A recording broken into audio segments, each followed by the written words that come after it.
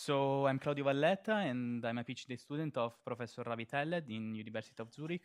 So today I'm going to talk about basically what is my PhD project, giant planet formation with a particular focus of heavy elements enrichment in giant protoplanet. So let's start with an introduction of the core accretion model. So typically in the core accretion model, we begin with a small solid core that is formed via planetesimal accretion.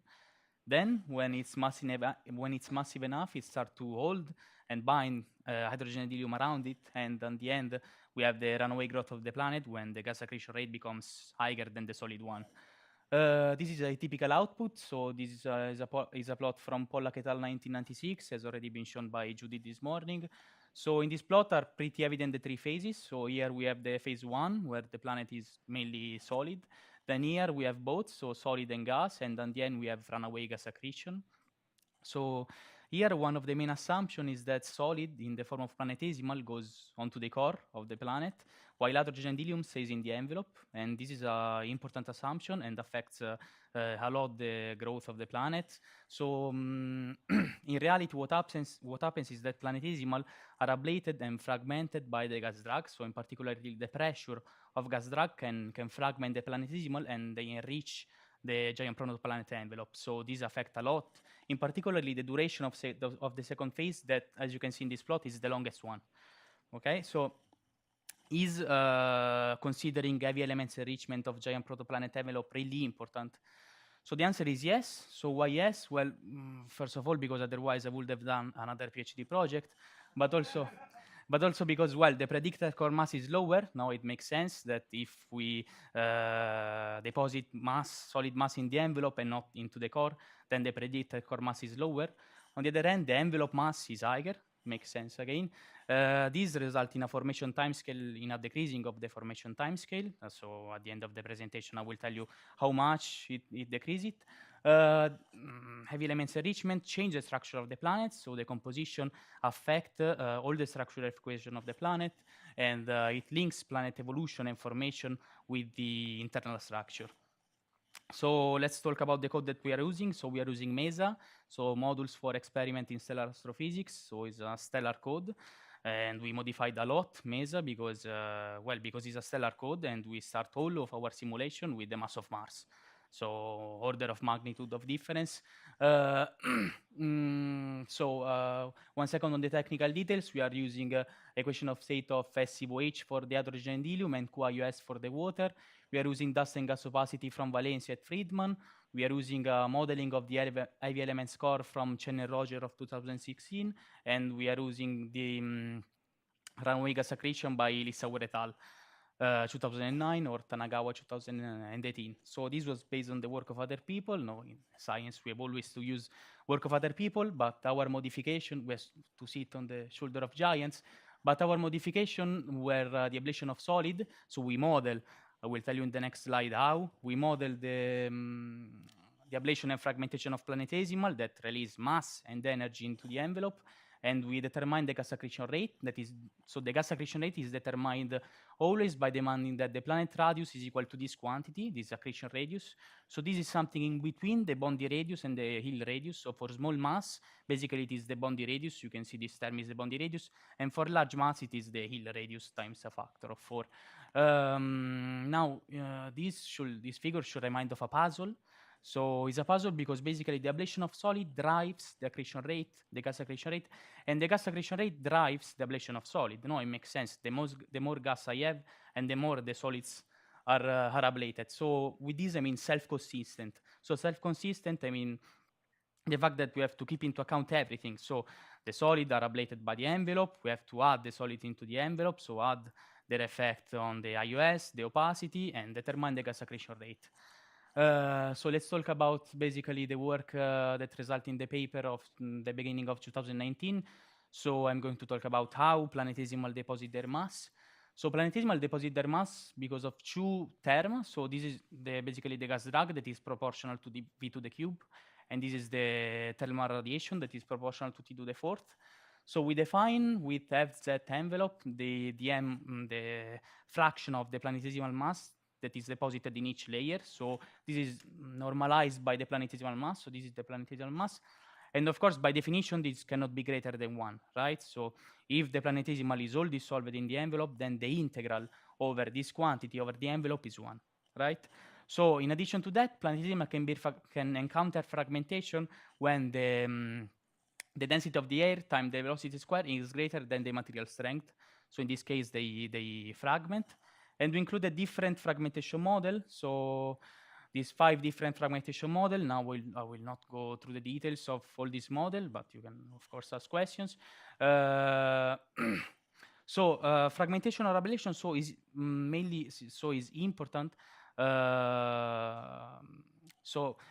Planetesimal deposit their mass or for ablation or due to fragmentation, and whether is which is the dominant mechanism significantly affect the heavy elements mass distribution that in turn affect the evolution of the planet. So it's important to understand if planetesimal are fragmented or ablated. So of course, it depends on the parameter, as everything in astrophysics.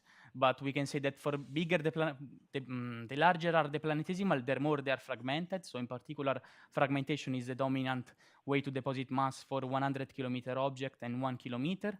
Then the lower the CH factor was the factor that was sitting in front of the V cube term, the more planetesimal are fragmented, because I'm reducing the strength of ablation, and in the end, the larger is the material strength, the more the planetesimal are ablated, or the more difficult it is to be fragmented. So let's see the heavy elements mass distribution. So I'm starting with a 10-meter object. So this is a 10-meter object that is falling onto the protoplanet's core. So while it falls, basically it is depositing heavy elements into the envelope. This is significantly different from the deposition of heavy elements by a 100-kilometer object. So 100-kilometer object is fragmented, so basically it deposits almost no mass until the point when rho v squared is greater than the material strength. And at this point, basically, it deposits all of their mass here. So we can see that basically the smaller object tend to enrich the outermost layers, while the bigger object tend to enrich the innermost layers. This is due to the fact that one is ablated and one is fragmented, okay? Both of objects, while time pass by, they tends to deposit mass more far away from the core. Okay, so finally, ablation and fragmentation can naturally lead to layers of different composition. So before gravitational settling, only because basically rock and water have different ablation and fragmentation properties, we can have layers of different composition around the protoplanet's core. No, so before gravitational settling, only because basically rock have different material strength or different CH factor, and the same is for water. So what happens at each time step of our code in MESA? So basically, at each time step, we determine the created heavy elements mass that we add into the planet. We infer the heavy elements mass distribution, and we add it onto the planet that now is more enriched with heavy elements. So these are two main effects. So on one end, the accretion radius becomes higher because it depends on the mass, and on the other end, the planet radius shrink, basically because gravity is more strong, and because of the mean molecular weight that is higher. So this shrink, and this create this empty layer that now can be filled with gas, and this determines the gas accretion rate. So by this, I meant that ablation of solid drives the gas accretion rate. Is this what I meant? Of course, if we are in the runaway gas accretion, then we do not demand anymore that the radius of the planet is equal to the accretion radius, but we determine the accretion rate with formulas from Lissauer et al.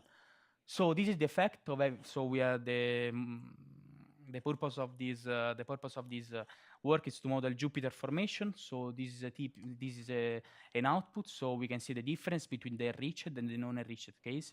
So we can see basically, first of all, that the formation timescale is reduced. So from 8 to 2.5.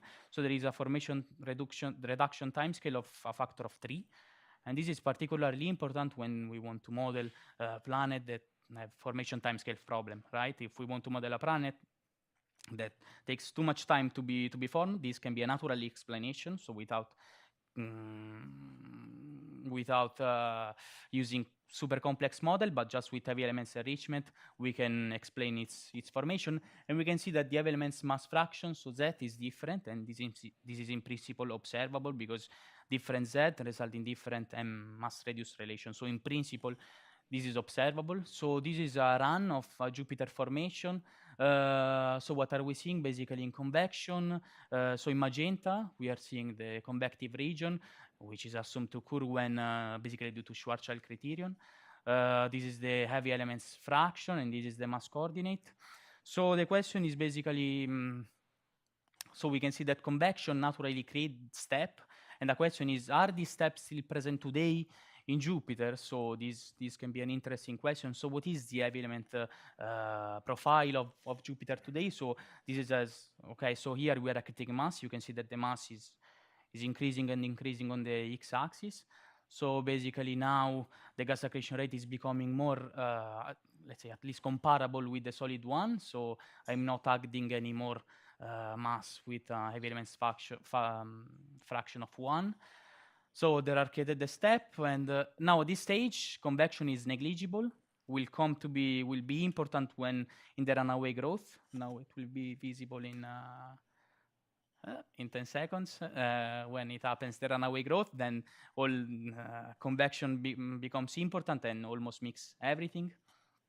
That happens exactly now. Okay, so for example, here I created this 2 step. So the convection and the heavy elements deposition create 2 steps.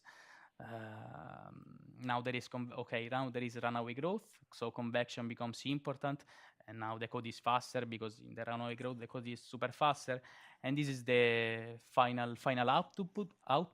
So this is the primordial heavy elements mass distribution, so just after Jupiter formation, and this is after 4 gigayears of evolution. So we can see that basically we predict that Jupiter today have a small convective region just above the core, right? Then a non-convective region up to 20 mass, and then all the convective region from 20 up to the end of Jupiter.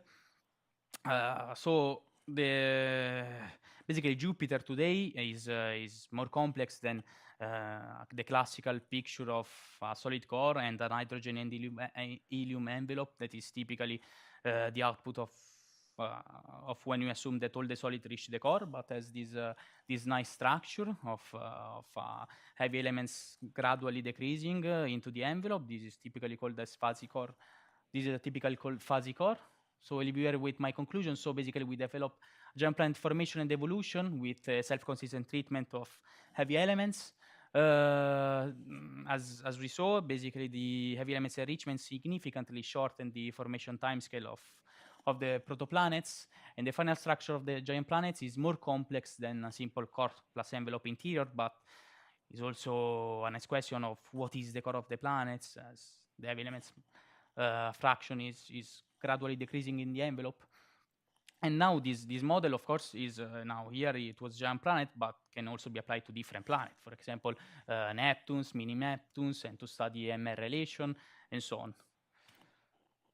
Yes, I think that I'm done. So thank you. Okay, thanks a lot. Questions? Yes. Go back to the slide with the little planet colliding and the big one. I think that they didn't have to press. How small is the small one? How big is the big one? The planetesimal, you mean? Yes. So basically, well, depends. So the bigger planetesimal have typically a radius of 100 kilometers. So the small one depends if we want to do pebbles or planetesimal, but typically we take as smallest one 10 meters, because otherwise we have to talk about pebbles and also but like in the plot, what was it? What size? 10 meter and 100 kilometers. So in the plot was that. Thank you. Okay. Other questions? Yes, Phil. So is it possible to get something that looks like a sort of Jupiter fuzzy core for having most of the mass in very small objects and 100-kilometer objects, or is there is one of those extremes better for getting that kind of structure in the end? So yes, I think that it's possible to get Jupiter fuzzy core today. So I think that of course it depends on the planetesimal that you accrete, the fragmentation model that you are using, and in particular also the convection, and also in particular in the runaway growth. So if we accrete planetesimal also in the runaway growth, because typically we do not accrete solid in the runaway growth, but we do not know. It can be that we also accrete solid in the runaway, and this affect a lot the Jupiter profile, because Jupiter profile working the mass coordinate, right?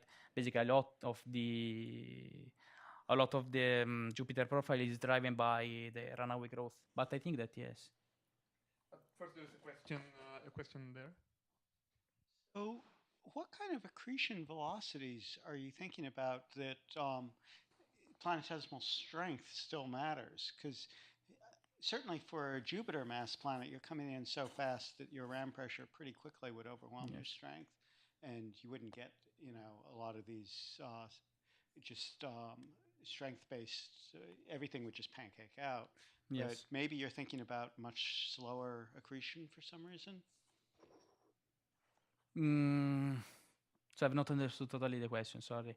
So basically, if you have slower planetesimal, then So if you're coming in at say 60 kilometers per second, yes. then you're just going to overwhelm your material strength, and the thing is going to pancake out as if it was just gas, Exactly. completely compressibly. But you seem to have strong material strength effects. Is that because you're coming in much slower in some regime? Well, so basically depends also on the CH factor, because I'm sorry, the which factor?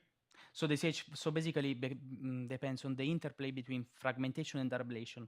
Yes. So basically, you can also come slower, but when you reach the inner part of the envelope, you are already fast, because gravity tends to make you to speed you up, right? So and also if you are big, basically you don't get affected a lot by the gas drag, and so you are fragmented. Also, if you start slower while you fall, gravity speed you up, and so you exactly, and so you have also the density of the air, which is important for the fragmentation. There was another question here. Yeah, actually, one more comment about first question about Jupiter's fuzzy core.